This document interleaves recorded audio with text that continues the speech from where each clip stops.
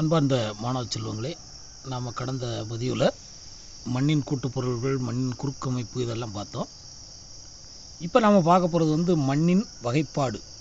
மண்ணுங்க இன்றைக்கி மண் பொண்ணுக்கு சமமாகி போச்சு.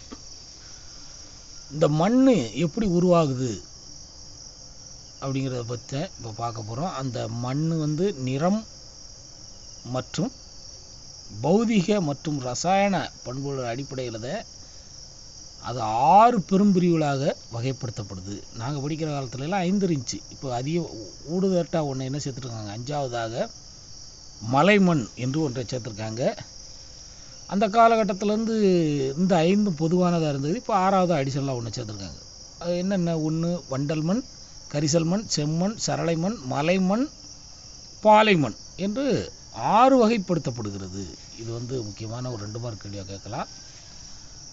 அந்த மாணவ சொல்லுங்கள். அடுத்து பாருங்கள், நம்மளுடைய நாடு வளமான நாடுன்னு சொல்கிறோம்னா அதுக்கு முழு காரணம் இந்த வண்டல் மண் தான். காரணம் எண்ணற்ற ஆறுகள் ஓடக்கூடிய நாடு நம்ம நாடு. இன்றைக்கி ஓடைகளையும் குளங்களையும் தூர்ந்து போக வச்சுக்கிட்டு இருக்கோம். அழிஞ்சு போகிற காரணமாக இருக்கும். ஆனால் அது எவ்வளோ பெரிய பாதிப்பு ஏற்படுத்துங்கிறது நமக்கு சரியாக தெரியலை. ஆறுகளும் குளங்களும் ஓடைகளும் இன்றைக்கு அழிக்கப்படாமல் இருக்கும். அன்றைக்கு என்ன செய்யும், இயற்கையாகவே வண்டல் மண் என்ன செய்யப்படும், அந்த பகுதிகளெல்லாம் படி வைக்கப்படும். ஆற்றுச் சமவெளிகள், வெள்ளச்சமவெளிகள், கடற்கரை சமவெளிகளில் தான் வண்டல் மண்ணே காணப்படும். இது ஓடும் நீரின் மூலம் கடத்தப்பட்டு நுண்ணிய துகள்களால் படி வைக்கப்பட்டு உருவாகிறது. உதாரணத்துக்கு காடுகளில் இருக்கக்கூடிய இலைகள் என்ன செய்யும், ஒரு குறிப்பிட்ட கட்டத்தில் விழுந்து மக்க ஆரம்பிக்கும். திரும்ப புதிய இலைகளை விடும் அந்த மரம். அந்த விழுந்து மக்கின இலைகள்லாம் மழை பெய்யும் பொழுது என்ன செய்யும், அரித்து வரப்பட்டு மண்ணின் மேற்பரப்பில் படி வைக்கப்படும். அதுதான் வண்டல். அது என்ன செஞ்சிடும், மண்ணோட மண்ணாக கலந்து அப்படியே ஒரு நல்லா ஒரு பிஸ்கட் மாதிரி அப்படி ஒரு மாதிரியாக சேர்ந்துக்கிடும். அப்போ இந்த மண் மற்ற மண் வகைகளுக்கும் வளமானது. இதில் தான் நெல், கரும்பு, கோதுமை, சணல் மற்றும் உணவுப் பயிர்கள்லாம் பயிரிட ஏற்ற மண். இன்றைக்கி 137 கோடி மக்களை வைத்துக்கிட்டு இருக்க நாம் இன்றைக்கி மக்களுக்கு சோறு போட்டு காப்பாற்றிக்கிட்டு இருக்கோம். அப்படின்னா என்ன காரணம், நம்மளுடைய மண் வளர்ந்தேன். அதுவும் போக விளைஞ்சவில் என்ன செய்யணும், எக்ஸ்போர்ட்டும் பண்ணிக்கிட்டு இருக்கோம். அப்போ அதுக்கு முழு காரணம் நம்முடைய மண் வளர்ந்தேன். இதில் இடையில் நாம் என்ன செய்வோம், அந்த மண்ணின் அடுக்குகள்னு சொல்லி ஒரு படம் போட்டிருக்காங்க. அதை கண்டிப்பாக பார்க்கணும். உதாரணத்துக்கு இந்த இலை மக்கு, அதை தான் கரிம மண்ணடுக்கும்பாங்க. இது அதுக்கு மேலே அது பாருங்கள் எவ்வளோ மெல்லிய லேயராக இருக்குதுன்னு பார்த்துக்கோங்க. மேலேயே படிஞ்சிருக்கும். அதுதான் தாவரங்கள்லாம் வளர்கிறதுக்கு ரொம்ப பெருந்துணை புரிகிறது, நம்மளுடைய பயிர்கள் வளர்வதற்கு. அந்த ஓலேருந்து ஏ வரைக்கும் மேல் மண் அடுக்கு, அதுலேயும் ஓரளவு என்ன செய்யும், இந்த மக்கள்லாம் கலந்துருக்கும். ஏன்னா மண்ணை மடக்கி நம்ம உழவு மண்ணை திரும்ப உழவடிக்கும் போது என்ன செய்யும், கீழ் மண் மேலேயும் மேலே மண் கீழையும் மாறி மாறி போகும். அடுத்து இருக்கக்கூடியது அந்த ஏலேருந்து ஈ வரைக்கும் உயர்மட்ட அடுக்கு, ஈலேருந்து டி வரைக்கும் அடிமண் அடுக்கு, அடுத்தது சி வரைக்கும் இருக்கிற தாய்ப்பாறை அடுக்கு. அது ஓரளவு சிதைவடைந்து கிடக்கும். ஆனால் பெரும்பாலும் சிதைவடையாமல் இருக்கக்கூடிய அந்த பாறை அடுக்கு சிலேருந்து 6 வரைக்கும் உள்ள பகுதி. இது அடித்தள பாறை என்று சொல்கிறாங்க. இப்படித்தான் நமக்கு பூமிக்குள்ளே எல்லா இடங்கள்லையுமே இருக்கும். ஆனால் ஒவ்வொன்றும் உயர வேறுபாடு வித்தியாசம் இருக்கும். மண்ணிலையும் கலரில் மாற்றம் இருக்கும், அவ்வளோதான். ஆனால் இந்த அமைப்பில் தான் பெரும்பாலும் என்ன செய்யும், மண்ணின் அடுக்கள்லாம் பெரும்பாலும் இருக்குது. இப்போ இந்த மண்ணின் அடுக்கில் இலைமக்கு அடுக்கு என்று சொல்லக்கூடிய அந்த அது கரிம பொருட்கள், அதாவது எரிக்கக்கூடிய வகையில் உள்ள பொருட்கள்லாம் என்னது, கரிம பொருட்கள். அப்போ இலைகள், சருகுகள், கிளைகள், பாசிகள் போன்றதெல்லாம் நமக்கு கரிம பொருட்கள். அடுத்த மேல்மட்ட அடுக்கில் என்ன இருக்கும், இந்த கரிம பொருட்களும் இருக்கும், கனிம பொருட்களான பொருட்களும் அதில் கலந்துருக்கும்.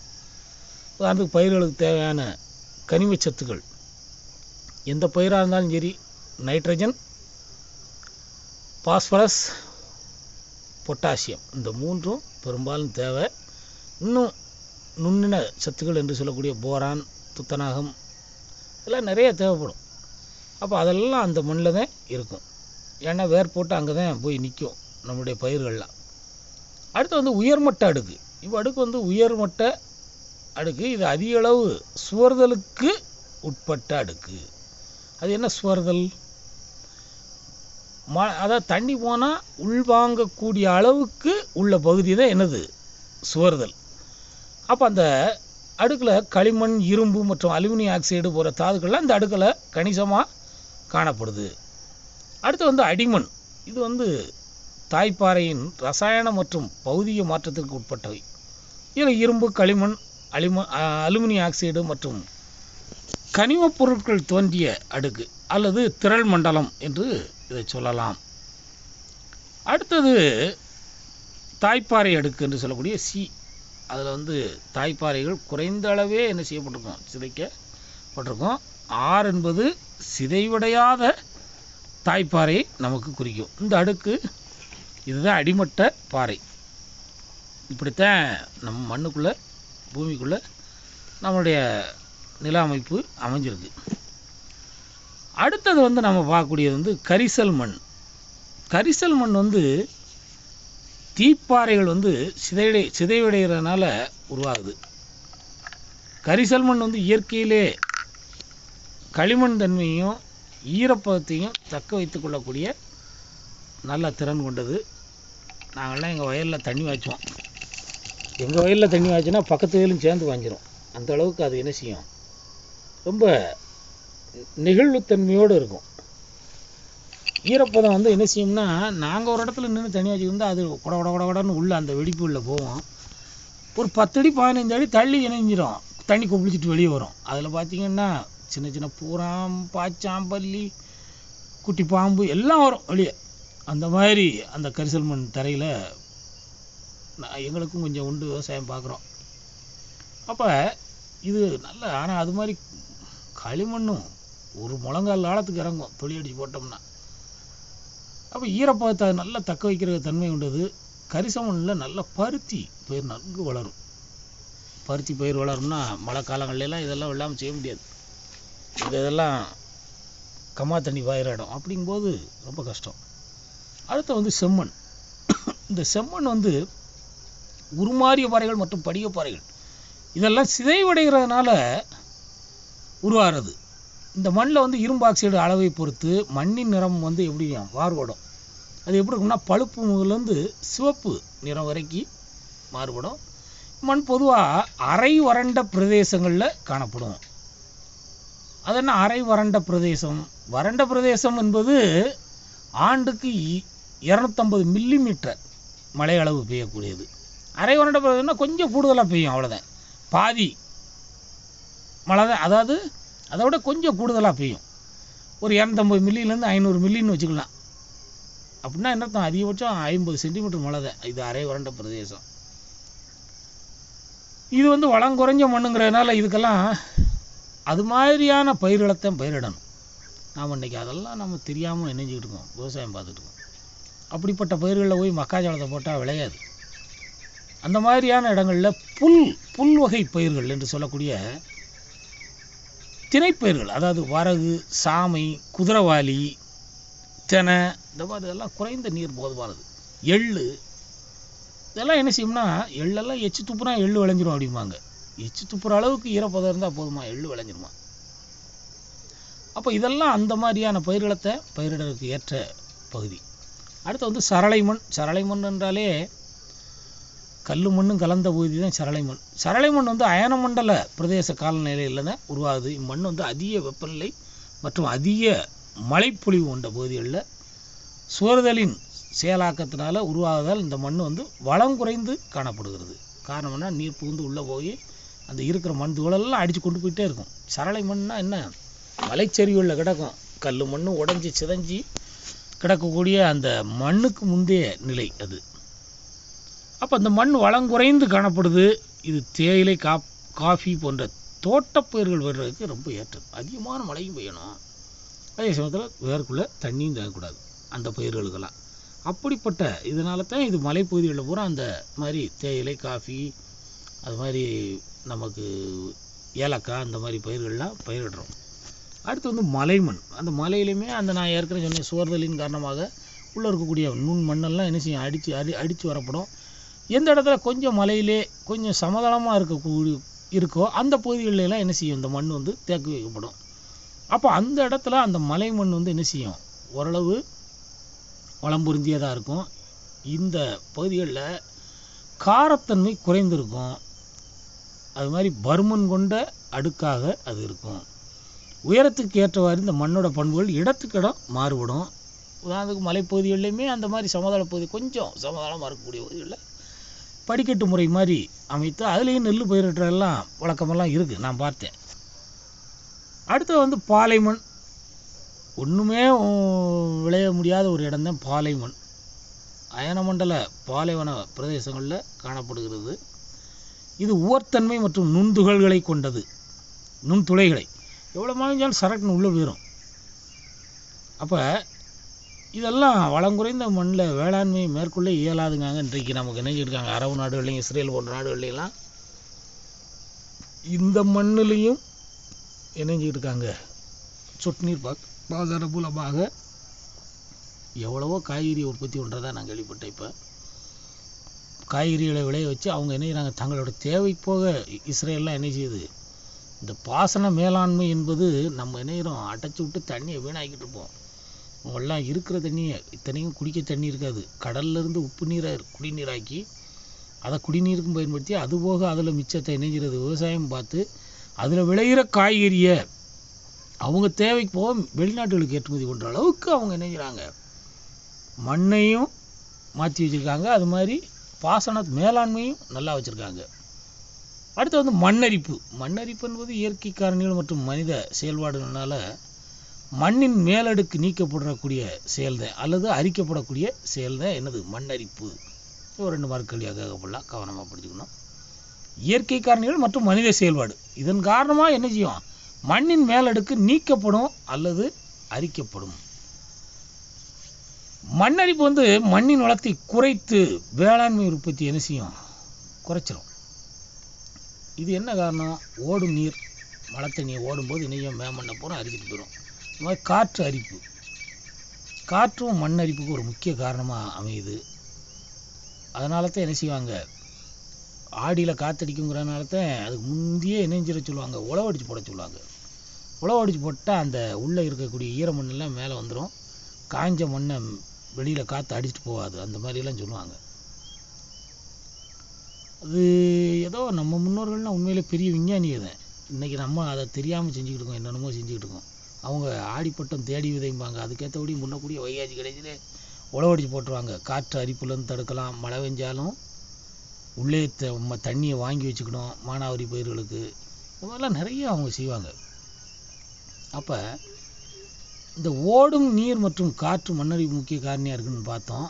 இது வந்து 3 விதமான மண்ணரிப்புக்கு காரணமாக அமையுது. ஒன்று அடுக்கரிப்பு, அந்த நாம் மண்ணின் அடுக்கள்னு பார்த்தோம், அதில் ஒவ்வொரு லேயரவே காலி பண்ணிடுறது ஒவ்வொரு அடுக்கை. அது மாதிரி ஓடை அரிப்பு, ஒரு நடுவில் ஒரு வாய்க்கா மாதிரி ஓடும்போது தண்ணி என்னாகும், அது 1 மீட்டராக இருக்கலாம் அல்லது 10 மீட்டராக கூட இருக்கலாம். அந்த மாதிரி இருக்கும்போது தண்ணி அடிச்சுட்டு போகும்போது என்ன செய்யும், வேம்பண்ணை பூரா அடித்து கொண்டு வரும். அல்லது உயரமான இடத்துலேருந்து பள்ளமான இடத்துக்கு விழும்போது பள்ள அரிப்பு ஏற்படும். இதெல்லாம் மண்ணரிப்புக்கு ஒரு முக்கியமான மண்ணுக்கும் அந்த மண் உருவாகிறதுக்கு எவ்வளோ காலம் ஆகுதுன்னு பார்த்துக்குங்க. காலநிலையை பொறுத்து மண் வந்து என்ன செய்யுது, மிதவெப்ப மண்டல காலநிலை பிரதேசங்களில் 1 சென்டிமீட்டர் நம்ம விரலில் ஒரு ரேகை, சுண்டு விரலில் ஒரு ரேகை வரைக்கும் கணக்கு பண்ணிக்கோங்க. இவ்வளோ மண் உருவாகிறதுக்கு சராசரியாக 200லேருந்து 400 வருஷம் ஆகுதான். அதனால் நம்ம என்ன செய்யக்கூடாது, இயற்கை வளங்களை சீர்கடை வைக்கக்கூடாது. நெகிழி பையை பயன்படுத்தக்கூடாது, பிளாஸ்டிக் கப்பில் பயன்படுத்தக்கூடாது. குறைந்த அதாவது நம்மளுடைய மினிமம் லாபத்துக்காக நம்ம என்ன செஞ்சுக்கிட்டு மண்ணை மலட்டுத்தன்மையுடையதாக மாற்றிக்கிட்டு இருக்கோம். அதில் உள்ள ரசாயன பொருட்கள்லாம் என்ன செய்யாது, மண்ணை வளத்தை குறைச்சிரும். அது மாதிரி என்ன செய்யும், மக்கவும் செய்யாது அது. அதனால் அந்த மாதிரி பொருட்களையே பயன்படுத்தாதீங்க தயவுசெய்து. அடுத்த தலைமுறை நீங்கள் தான் உங்களை காப்பாற்றிக்கணும். என்ன அரசாங்க நடவடிக்கை எடுத்தாலும் நம்மளுடைய இளைஞர்களுக்கு அந்த விழிப்புணர்வு கண்டிப்பாக வரணும்.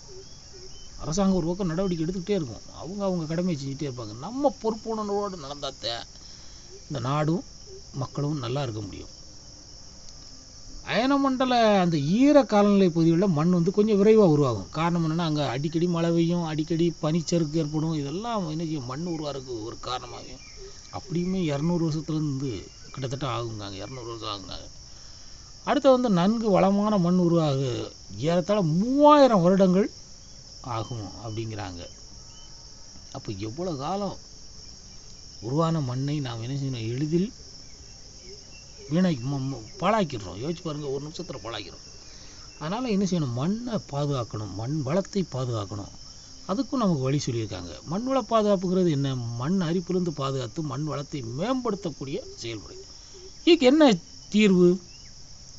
தம்பி, காடு வளர்க்க சொல்கிறாங்க. காடு நம்மளால் வளர்க்க முடியலன்னா சரி, உன் வீட்டுக்கு முன்னால் ஒரு 4 மரத்தையாவது வள, 4 செடியாவது வள, உனக்கு பிரயோஜனமாக இருக்கக்கூடிய மரம் செடி கொடிகளை நட்டு வளங்க. அடுத்து வந்து மேய்ச்சலை கட்டுப்படுதல். ஆடு மாட்டை அவுத்து விட்டுக்கிட்டு காடு கரையெல்லாம் பூராத்தையும் தரிசாக்கிட்டு இருக்கக்கூடாது.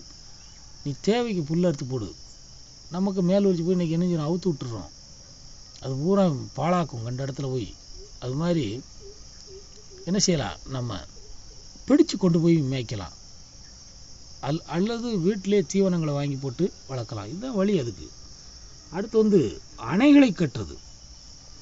சிறு சிறு அணைகளாக எவ்வளோக்குள்ள கட்டுறோமோ அந்த அளவுக்கு நமக்கு மண்ணோட அரிப்பு தடுக்கப்படும். அந்த இடத்துல நீரையும் நீர் செறிவையும் அதிகப்படுத்தும். அடுத்து வந்து பயிர் சுழற்சி முறை. அது ரொம்ப முக்கியம். நெல் போடுற இடத்துல தொடர்ந்து நெல்லாக போட்டுக்கிட்டு இருக்கக்கூடாது. அது என்ன செய்யும், மண்ணோட வளத்தை பாதிக்கும். அப்போ என்ன செய்யணும், நெல் போடுற இடத்துல ஒரு 2 வெள்ளாமை 3 வெள்ளாமை நெல் போட்டோம்னா அடுத்து என்ன செய்யணும், வேறு ஏதாவது ஒரு வெள்ளாமையை போடணும். இப்போ நாங்கள்லாம் 2 போகம் நெல் எடுக்கிறோம்னா 3வது என்ன செய்வோம், அதில் தக்கப்பூண்டு அப்படின்னு சொல்லி ஒரு அதாவது கரிம பொருள். அது நல்லா ஒரு ஆள் உயரத்துக்கு வளர்த்துட்டு அதை என்ன செய்வோம், மண்ணில் மடக்கி உழுதுருவோம். அது மண்ணின் வளத்தை என்ன செய்ய விடாமல் இருக்கும், குறைய விடாமல் பார்த்துக்கணும். அது மாதிரி கொழிஞ்சி விதைப்பாங்க, இப்படி சனப்பைன்னு ஒன்று விதைப்பாங்க, இப்படி நிறைய செய்வாங்க. ஆட்டுக்கடை ஓடுவாங்க. இதெல்லாம் செஞ்சாதான் நம்ம என்ன செய்ய முடியும், அடுத்து நெல் விளையும், அடுத்து சாப்பிட முடியும். நம்ம ஆட்டு தம் கட்டி என்ன செய்ய முடியும், அங்கங்கே உட்காந்துட்டு பேச முடியும். ஆக அடுத்தது பட்டை முறை வேளாண்மை.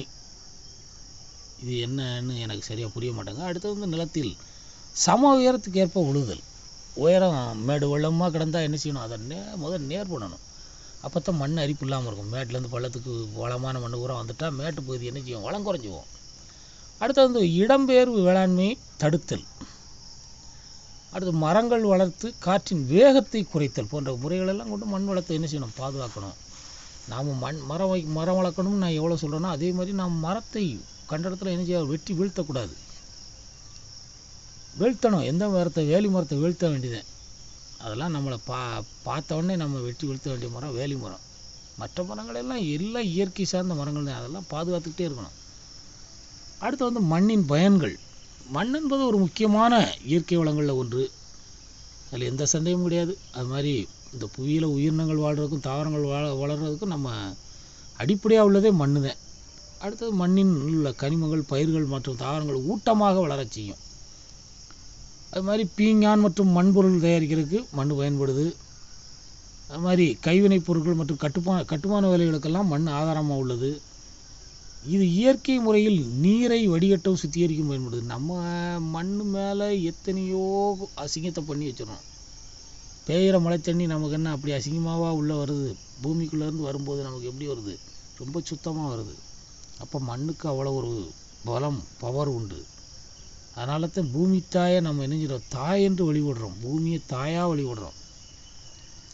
மண் வந்து சுற்றுச்சூழலுக்கும் நில மேலாண்மைக்கும் துணை புரியுது. ஆக பாறைகள் மற்றும் மண்வகைகள் வந்து புதுப்பிக்கத்தக்க இயற்கை வளங்கள். பயன்படுத்தி தூக்கி எறிகிறது, யூஸ் அண்ட் த்ரோ எல்லாம் கிடையாது. இது எப்பயுமே மீண்டும் மீண்டும் என்ன செய்யலாம், புதுப்பித்து அதை வளப்படுத்தி நாம் பயன்படுத்திக்கிட்டே இருக்கலாம். அப்போ நம்ம செய்ய வேண்டியது அது நம்மளுடைய கடமை, பொறுப்பாக இருக்கணும். நம்ம அதை பாழாக்கிடக்கூடாது. அப்போ இந்த ரெண்டுமே மனிதர்களின் அன்றாட வாழ்க்கைக்கும் பொருளாதார வளர்ச்சிக்கும் முக்கியமான பங்கு வகிக்குது. எது, பாறையும் மண்ணும்.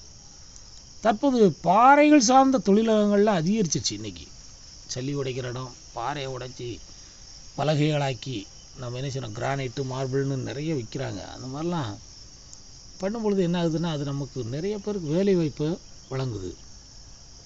அடுத்து மக்களின் குடியிருப்புகள் மற்றும் பொருளாதார நடவடிக்கைகளுக்கும் மண் ஆதாரமாக உள்ளது.